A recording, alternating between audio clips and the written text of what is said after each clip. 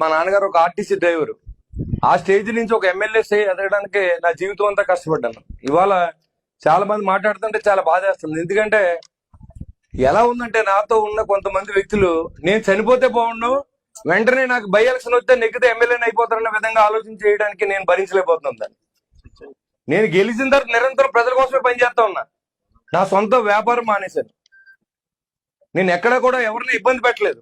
ఇటు తెలుగుదేశం మిత్రులు కానీ, అటు జనసేన కానీ, అటు బీజేపీ కానీ. నేను ఎన్డీఏ ఎమ్మెల్యే, నేను ఏ పార్టీకి సంబంధించిన వ్యక్తిని కాదు.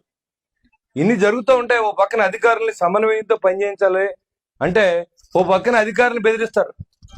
నువ్వు ఉండాలని లేదా, పైన మా పార్టీ ఉంది, నేను పంపేస్తాం.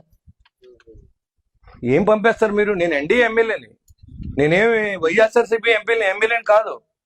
ఇక్కడ అధికారులను కూడా పరిరక్షణ చేసుకోవాల్సిన అవసరం ఉంది. అధికారులకు అవసరం నాకు పూర్తిగా ఉంది. అధికారులు చేయకపోతే నేను చేయలేను. ఇక్కడ చేయమని కమిషనర్ ఆదేశిస్తే కమిషనర్ అన్ని ఇవన్నీ చేయించాడు.